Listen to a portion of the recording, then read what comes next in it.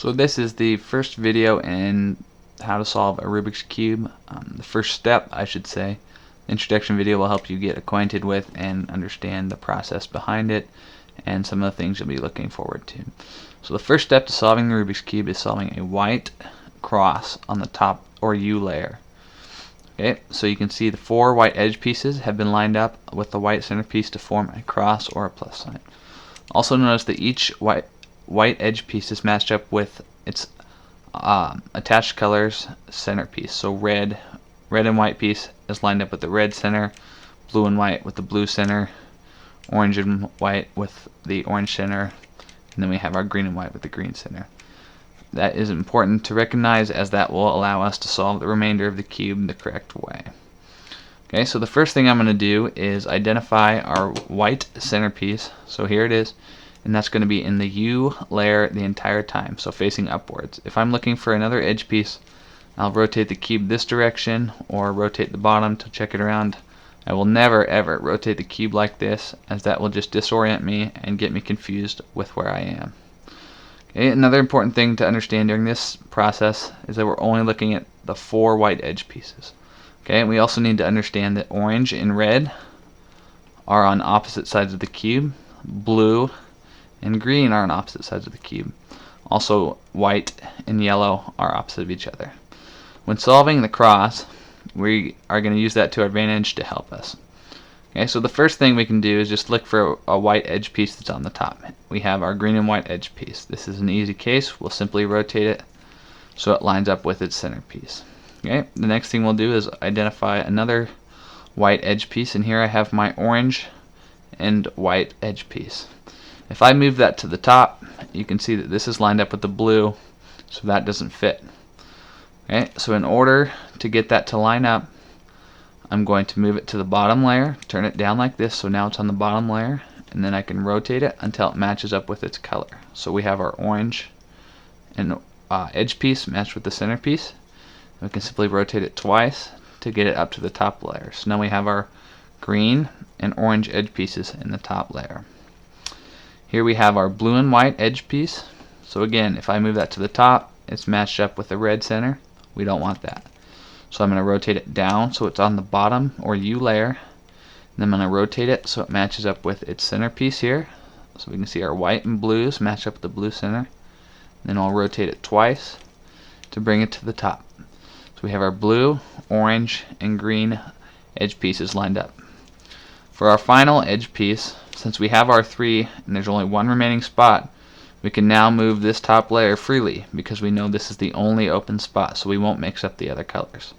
So we identify our last piece, and here it is, the red and white.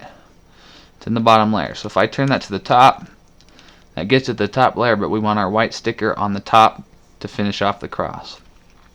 So when we have that, this is where we use our trash pieces. Okay, so we'll rotate it this direction. Now we want this always to end up in the middle row. That will allow us to simply rotate it to the top layer. But as you can see, when I do that, it knocks our blue and white edge piece off the top layer. That's not good. So what we can do, since we know this is the only open spot and it's a piece of trash, we can move that over here to where that piece goes up, rotate our red and white edge piece to the top. It knocks our trash off the top, which is okay. Keeps our blue and white edge piece on the top. And now we have our cross. You can see it's not lined up though. So all you have to do is rotate the top layer back the way you turned it to line up the edge pieces. Just like this. So we use that, once we have three edge pieces on the top lined up in their correct position, we use that last edge piece and use the trash piece to move our last remaining edge piece to the top layer. Let me show you a few examples. So here we have our white centerpiece identified. I'll look for an easy way to move one piece to the top. We have our orange and white. Rotate to match it up with the center. And I see here we have our red and white.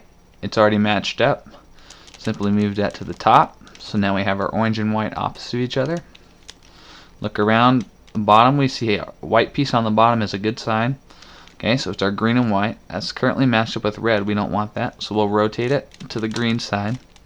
So now we have our white and green edge piece matched up with the green center. Rotate that twice to get it to the top. Now we have 3 of our 4 white edge pieces. Find our last one, blue and white here. And again, if we rotate it at the top, our white piece is facing us.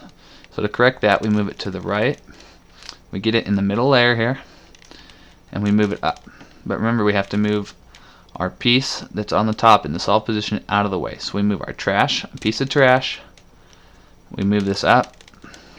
So we have our 4 edge pieces, and then we rotate it back so they're all matched up.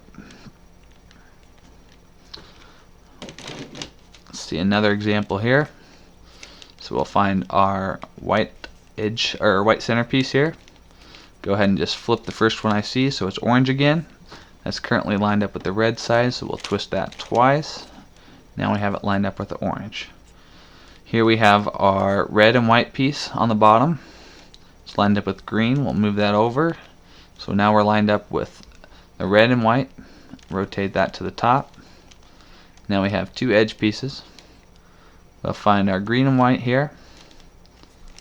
Move that under the green. Again, if we rotate that to the top, that doesn't get us where we need to go. Okay, so we need to move that around. So blue and white piece, sorry. Move that up to the middle layer.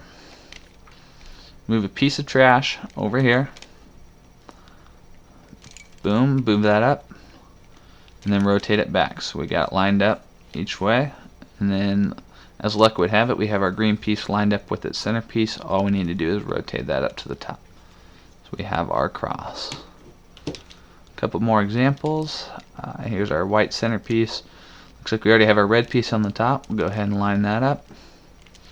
And I see my blue and white edge piece here on the bottom. I'll rotate that over so it matches up with the blue centerpiece. Turn it twice to line it up on top. And now we see we have our orange and white on the top. Okay, when we have this, if we look this way, if we turn it this direction, we can line it up with its centerpiece right here. Knock that up. So now we have our 3 lined up. And we have identified our 4th edge piece right here. If we were to move that up, it would knock our blue and white edge piece off the top, which we don't want. So if we move a piece of trash in the top layer into that position where the blue and white piece was, we can then move our other edge piece to the top. Now we can see they're not lined up. We have green and blue, so we'll adjust the up face until they match up accordingly. So there we have another cross. One last example here. Looks like we have 2 lined up already. Sometimes that happens. We won't complain about that. With green and white, so we rotate that to the top. We need the white on the bottom, or white on the top, sorry. So we'll rotate it to the side. But if we move that up, we notice it's in the wrong position. Okay, so we can move that down to the bottom. Line it up with the green center. Rotate twice. Get it in the correct spot. So we have our 3 edges. Locate the last one. Red and white. Again, we move it to the top, but it's flipped incorrectly, so we'll move it to the right. If we move this straight up, we'd knock our blue and white piece off, just like this. We don't want that. So we're going to move our trash over to that position.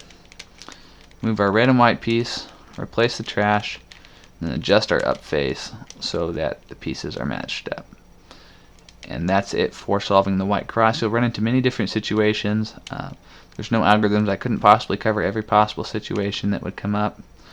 But use those general ideas to solve the white cross. This is the part that takes the most practice, just because there's no set algorithms and there are so many different combinations for this particular step, and also it's the very beginning stage of your cubing journey. So continue to watch this over and over to pick up different things along the way, and soon enough you'll learn how the pieces move, and this shall be a breeze. Thanks for watching.